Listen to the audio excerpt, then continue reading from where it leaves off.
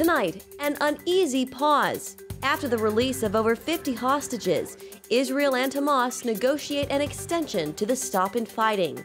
Plus, witness to the Holocaust. I'm the last generation of actual eyewitnesses.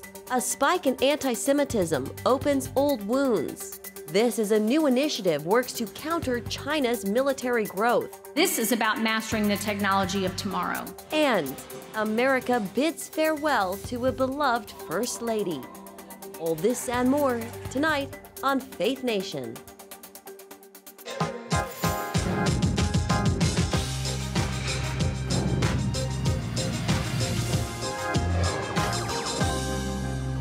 Israel will hold off on targeting Hamas for 2 more days. Good evening in Washington, I'm Jenna Browder.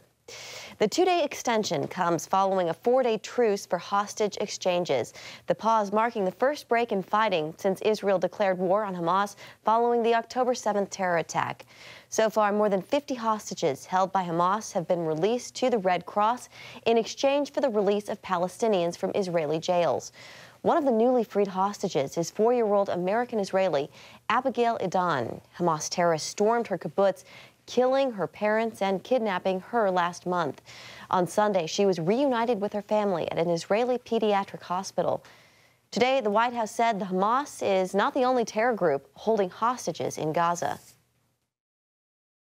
Hamas isn't holding all of them. That the other groups, potentially the Palestinian Islamic Jihad, for instance, another radical extremist terrorist group there operating out of Gaza, could be holding some. But it's going to be up to Hamas now to track all them down and see if we can't arrange for their exchange.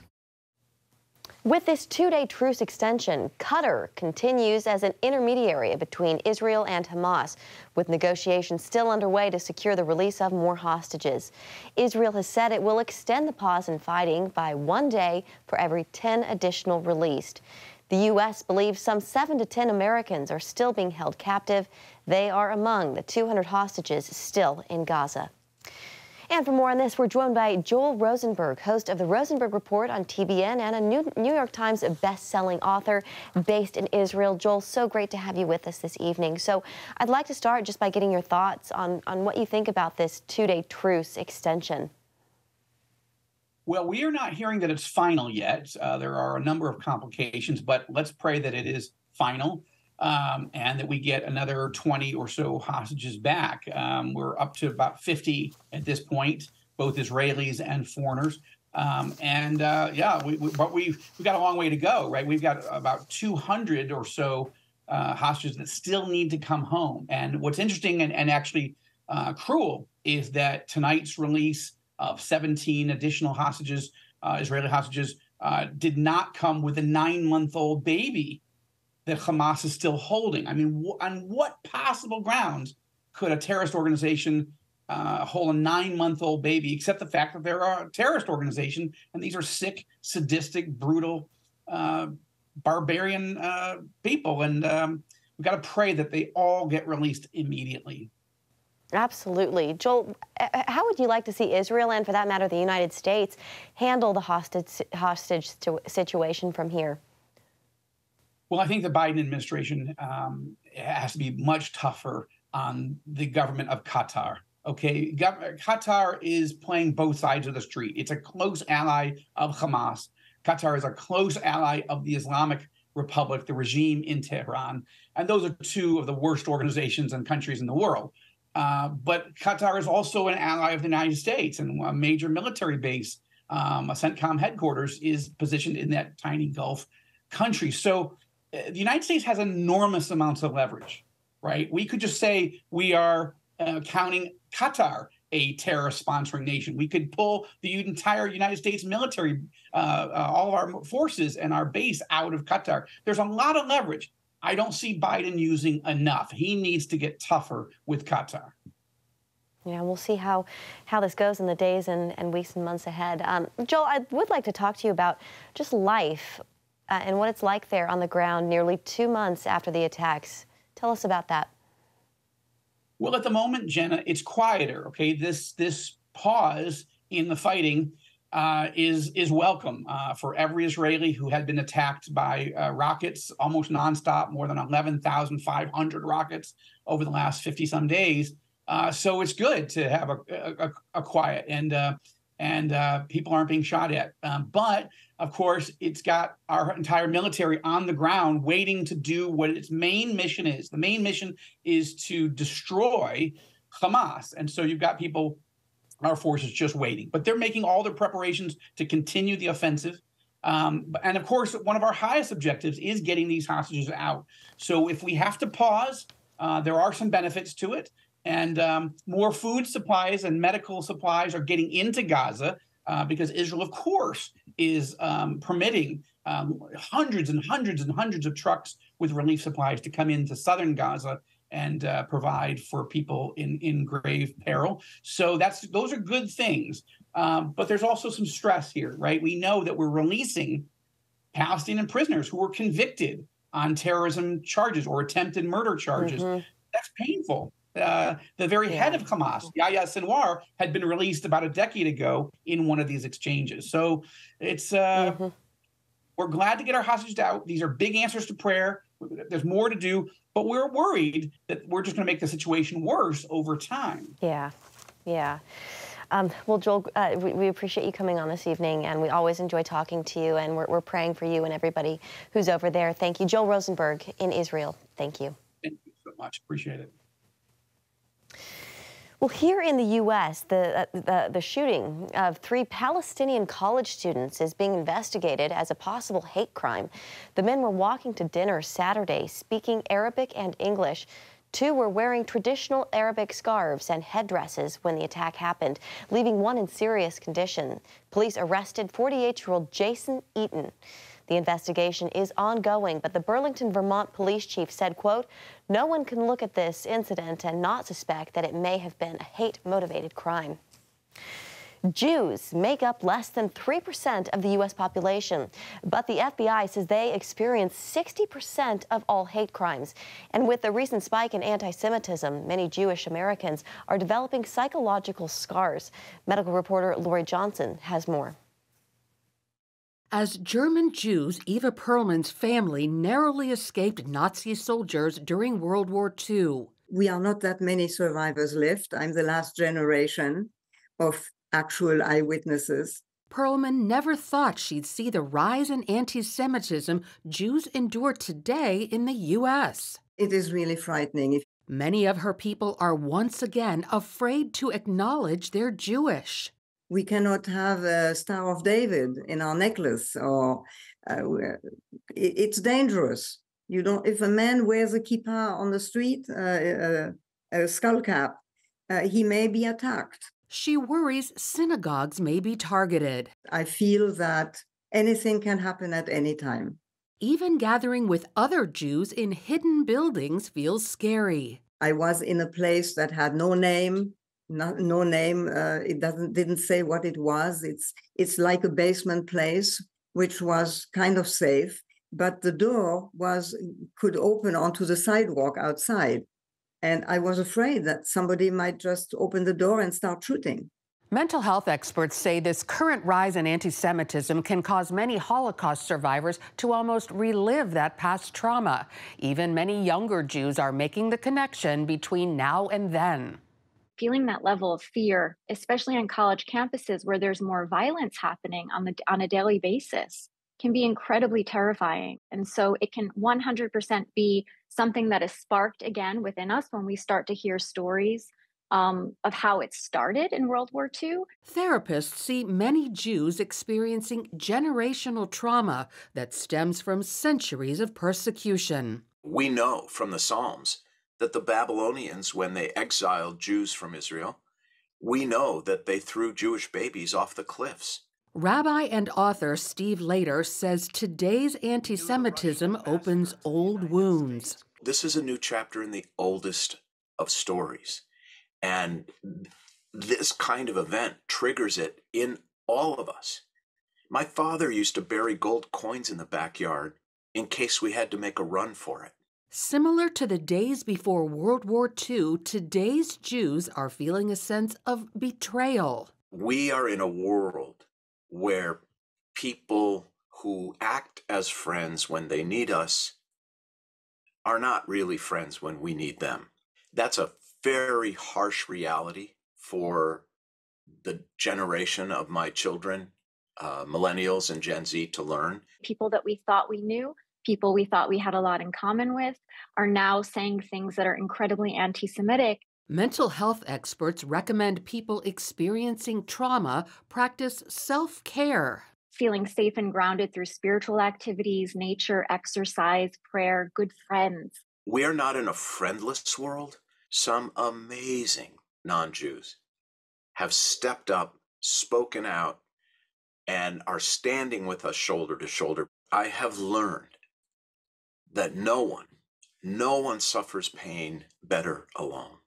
The worst part of pain, the most painful part of pain, is the feeling of isolation and abandonment.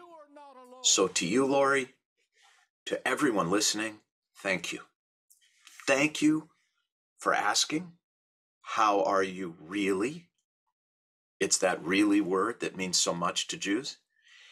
And thank you for giving us a platform and a voice, and thank you for being on the right side of good and evil. Lori Johnson, CBN News. Thank you, Lori. Well, the nation is paying its final farewell to Rosalynn Carter. Today, the former First Lady's motorcade departed her hometown of Plains, Georgia, for the final time. Her casket was taken to lie in repose at the Jimmy Carter Presidential Center in Atlanta. This was the first of 3 days of memorial events for Mrs. Carter. On Wednesday, the former First Lady will be laid to rest in a private ceremony. The family says President Carter, who is currently in hospice care, will try to attend as many memorial events as possible as he grieves his beloved wife of 77 years. Countering China's rapid military rise. When we come back, how the U.S. is raising the stakes with an initiative known as Replicator. Welcome back. A growing tension in the South China Sea. China is claiming it drove a U.S. Navy destroyer out of contested waters, saying over the weekend naval and Air Force units were deployed to deal with the ship. The U.S. Navy says it was on a routine freedom of navigation operation consistent with international law, adding, quote, as long as some countries continue to claim and assert limits on rights that exceed their authority under international law, the United States will continue to defend the rights and freedoms of the sea guaranteed to all. The Pentagon is betting big on American innovation in an attempt to counter China's rapid military buildup. It's called the Replicator Initiative. The strategy would implement thousands of autonomous systems over the next 2 years. And the Defense Department admits it's a lofty goal. National Security Correspondent Caitlin Berg has more on this. Caitlin, 2 years does seem ambitious. Jenna, experts stress the urgency is worth the effort. Over the last 20 years, as the U.S. fought in the deserts of the Middle East, China focused on accomplishing the biggest military buildup since World War II. The PRC worked with focus and determination to build a modern military, carefully crafting it to blunt the operational advantages we've enjoyed for decades. But Deputy Defense Secretary Kathleen Hicks says America still holds a significant advantage.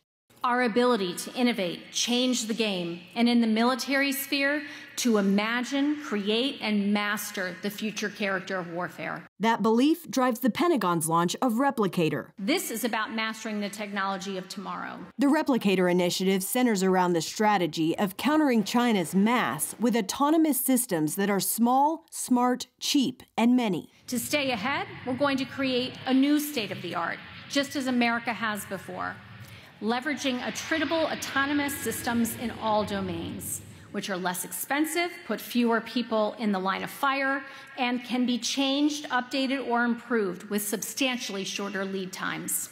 Hicks says a key will be drawing on systems already in development across the military branches, then determining what's ready to rapidly implement and distribute to key military assets. That's the beauty of what software can do for hard power. Delivery doesn't take several years or a decade. Our investments in data, AI, and compute are empowering warfighters in the here and now in matters of months weeks, and even days. This new buildup will involve systems like the drones used in Ukraine for intelligence, surveillance, targeting, and launching attacks. These capabilities will be developed and fielded in line with our responsible and ethical approach to AI and autonomous systems, where DoD has been a world leader for over a decade. Launch, launch, launch. Leaders of this program have been admittedly vague on details of the Replicator initiative, which has defense experts questioning the reality of implementation. It's a cool idea. How it actually takes root and is executed is the real question. Using the Ukrainian drone example, the Heritage Foundation's Dakota Wood points to the challenges of using that kind of system in East Asia. In the Indo-Pacific, you're talking distances of hundreds of miles, 900 miles to Japan, 1,800 miles to Guam. If I'm having to fly this thing 500 miles or 1,000 miles, just to have the fuel to be able to do that requires a larger platform. If I want to carry a munition that is viable against a large target, like an airfield or another plane or a ship or something like that, again, more payload. So we're talking about the growth in the size of the aircraft, almost to aircraft size. Where is the field that I am operating these from? And if they're non-stealthy, they present a signature, wouldn't it be easier for China to shoot them down? There is no mission complete standard for the Replicator initiative, rather a goal to continually adapt and deter. We must ensure the PRC leadership wakes up every day, considers the risks of aggression, and concludes today is not the day. And not just today, but every day, between now and 2027, now and 2035, now and 2049 and beyond. Innovation is vital to how we do that.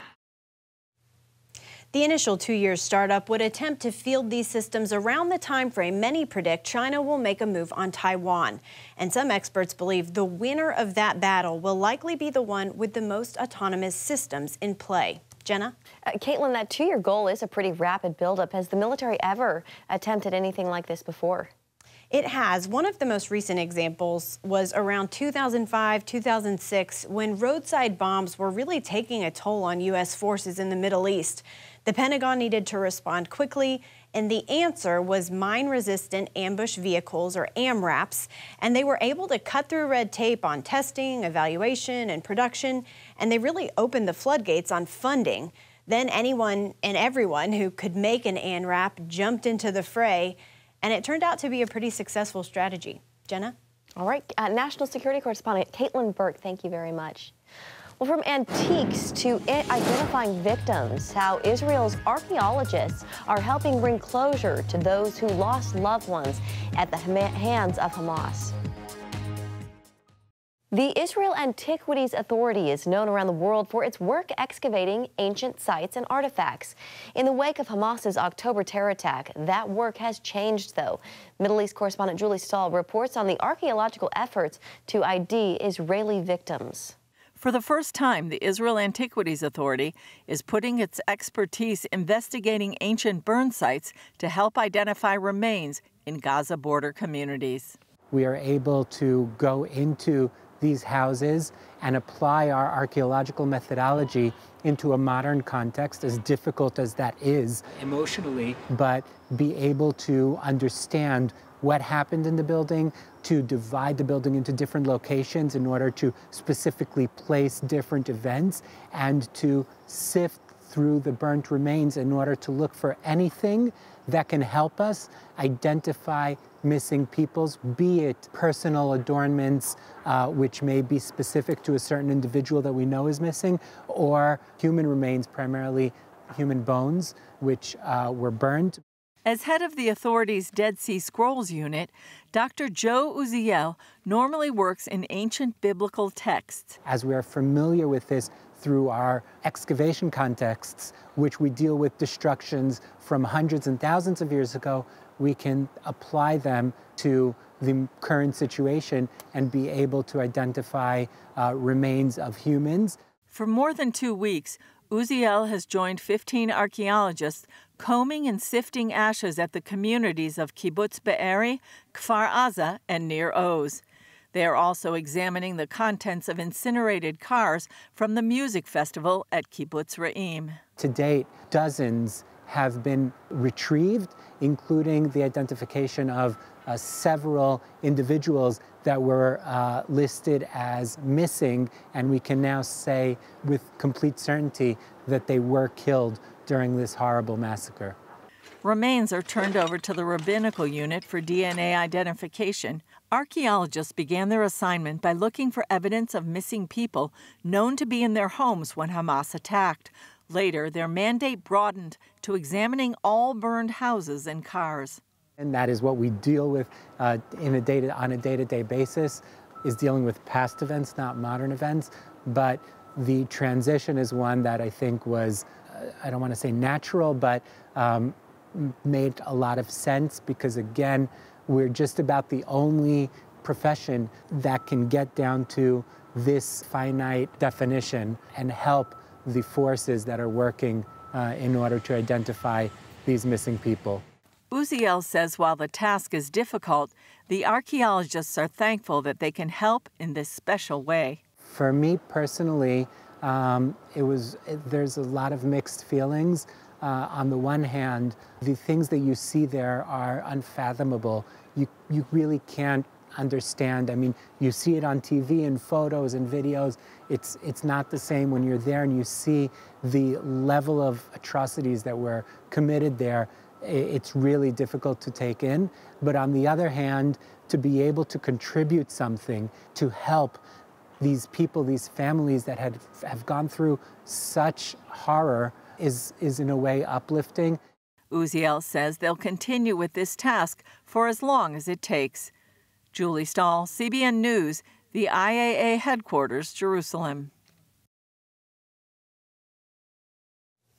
Finally tonight, magic, wonder, and joy, all part of the Christmas season, seen through a child's eyes. That's the theme of the White House Christmas decor this year.